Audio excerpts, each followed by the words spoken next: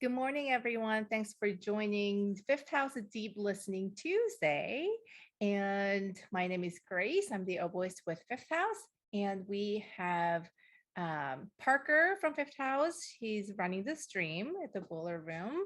And then we have Karen, Rick, and Kelly, and Anna. So we are so glad to see everyone faces here. And we just chatted a little bit, but we're just excited to you all had a great weekend and some relaxing days. So we always like to give thanks to our mentors, Brian and Leila Pertl up in the Wisconsin. I can't wait to see them again, but I'm sure they're with us in spirit all the time with the deep listening spirit. Um, so today I thought we could do some stretching with the swimming dolphin. But before we do that, I said we should do swimming dolphin. Um, before we do that, we can just stretch a little bit and just move our body. If you are able and if you're willing, just if you can stand up and just stretch. The weather in Chicago is gorgeous here. I just dropped my kids off at school and I was like, I don't want to go back inside to the house because it was just the weather just really, really nice.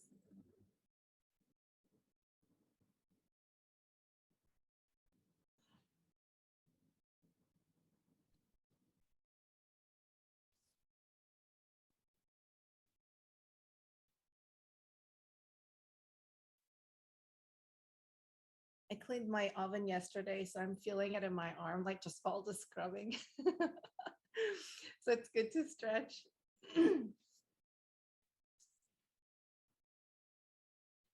Okay.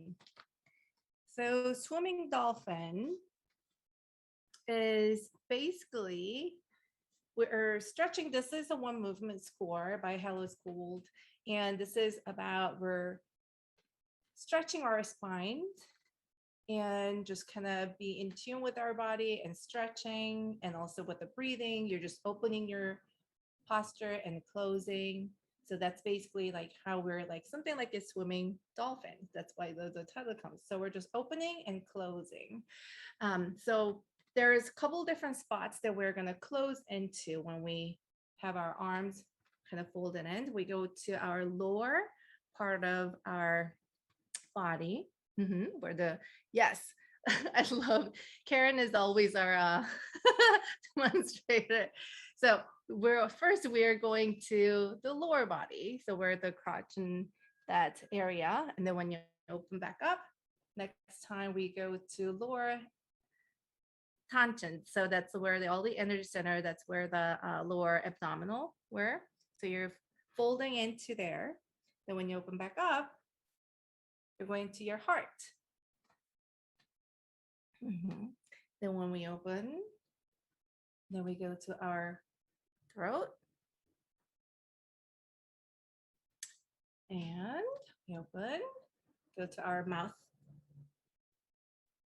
And then when we open back up, we go to our third eye, which is in between your eyes, so like where the forehead is, that's where your third eye is. And then we open back up.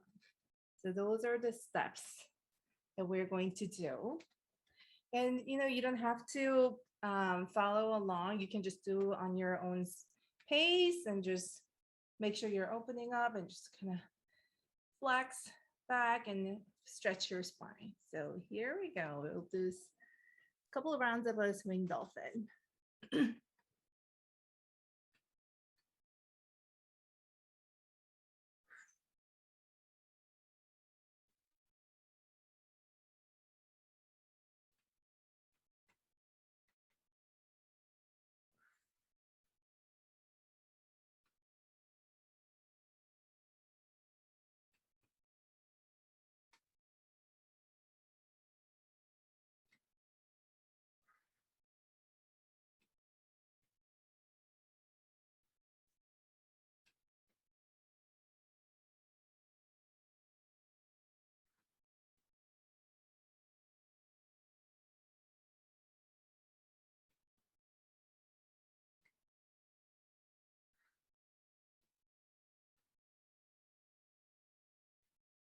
And don't forget to breathe.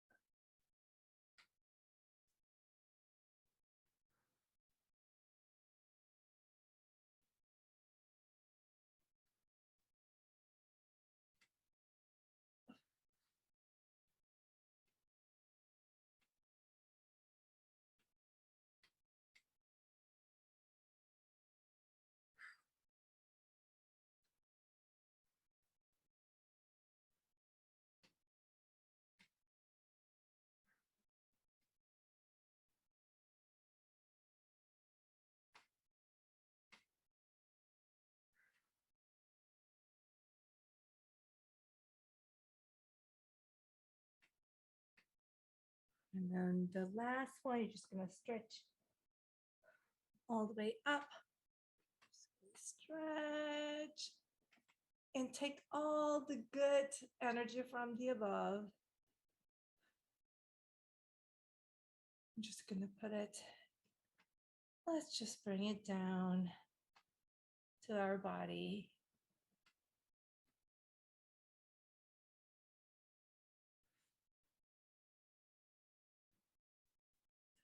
Okay. Thank you. If you need to just like wiggle it out, and then we call it like blopping. Just, sometimes it's just like, just kind of wiggle and let it loose your body. It's get rid of some tensions. Good. I feel like Karen's just getting started to relax and stretch more in the lower body.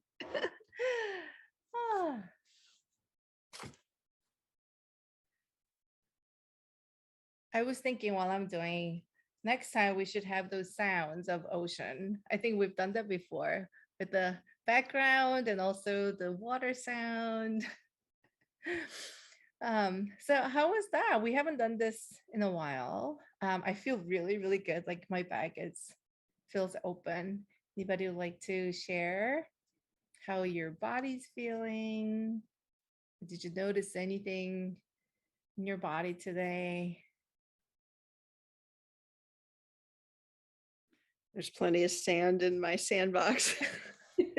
As I'm moving my neck around, I can hear all the crinkle. Yeah, I mean, yeah, sure. We can actually do a couple stretches with what sandbox means. We know when we like stretch our neck, like slowly, you might hear little sands rolling. So if you want to just kind of stretch to side, your neck, and just looking up, and also down. And I always love this one when you do side this way. So rather than you're tilting your head to the side, it's think about there's something like someone's pulling your ear rather than tilting your head. So you're lifting your ear to the upwards.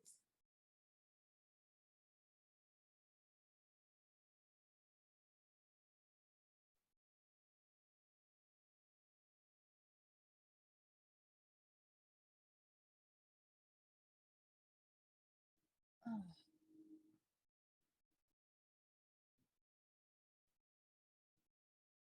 feels good. Thank you. I know I can keep doing this for another like 10 minutes.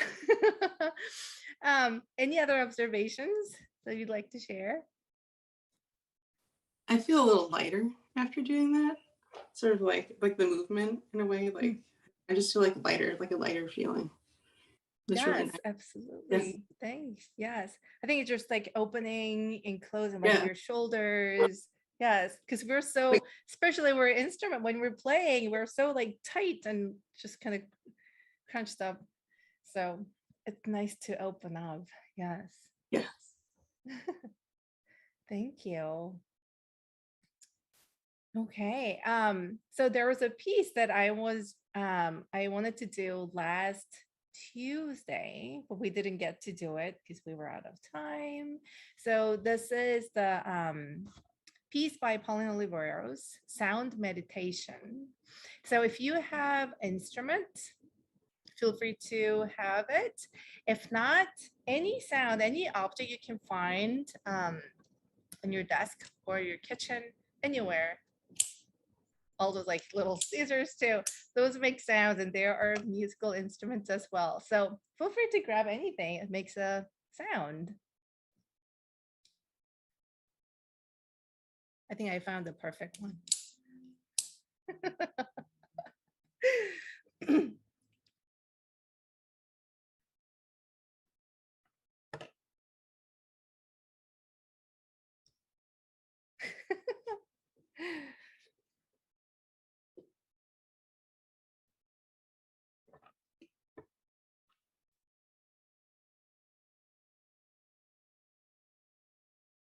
Just give it a second for Kelly to grab something. Ooh, awesome. And if you can, please unmute yourself and make sure your original sound is on so we can all hear you. Okay. In the Sound Meditation by Pauline Oliveros, I can read the text score. So it goes like this: sound as close as you can after another sound. Sound as close as you can before another sound. Sound at the exact same time as another sound. So our goal is to make a sound just before someone, or just right after someone, or at the exactly same time. And this is so much fun to do it on the Zoom because we never know how the Zoom will catch it. Even though I feel like I'm playing exactly the same time with you on the other, you know, outside ear, it's probably not the same. So we will never know. So we'll just have to kind of use our own judgment. So sound as close as you can after another sound, or right before, or at the same time. Okay, ready? Okay, we'll go start.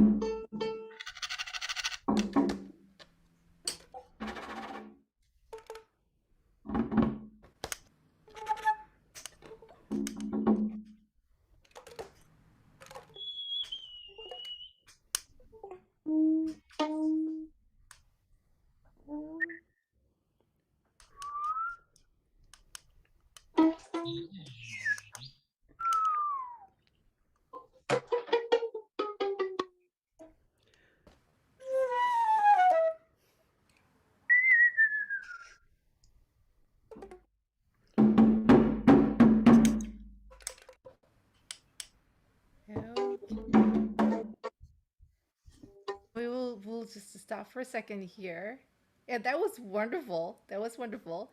I want to do something, some experiment. So we're gonna turn off our cameras now, so we can't see each other. We're just gonna do the exactly same score, but just the cameras off.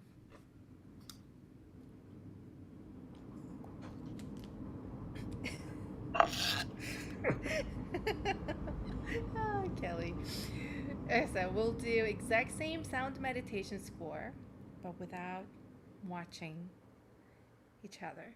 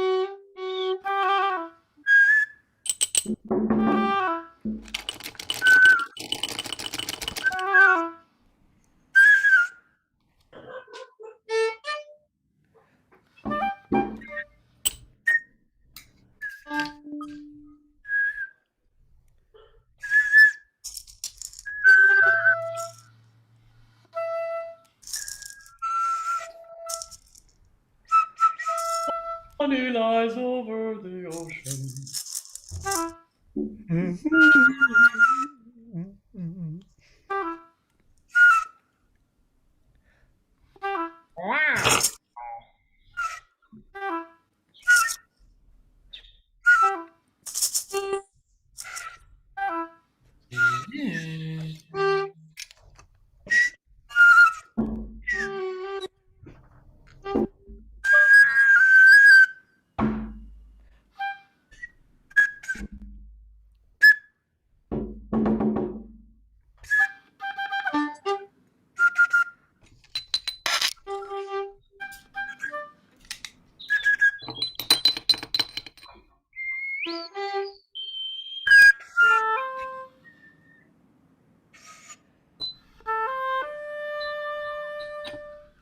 Da da da.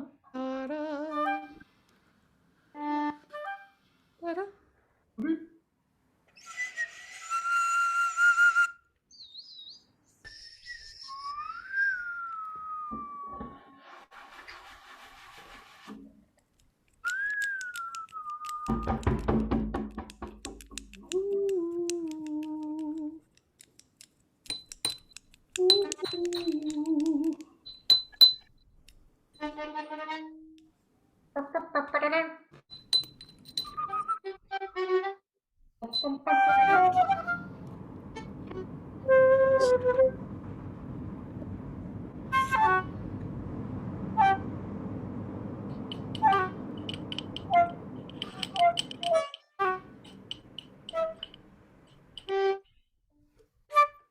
Boom shakalaka.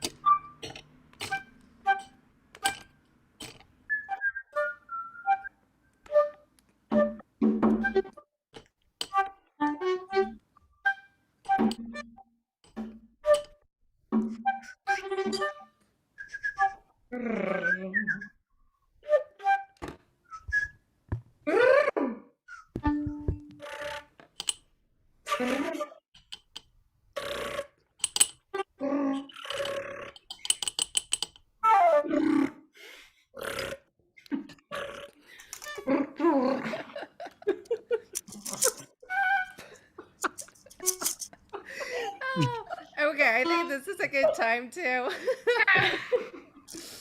And if you want to come back to, oh, awesome. If you want to come back to the screen. Oh, That That was was super fun. so I felt like I was playing tag or something, like I was chasing Karen for a while. Like, I'm getting you. I know. So we just did two different versions, one with visuals and one without visuals. So we only had to rely on our ears. So I'm just curious, what did you experience? Was there any differences, or what did you notice?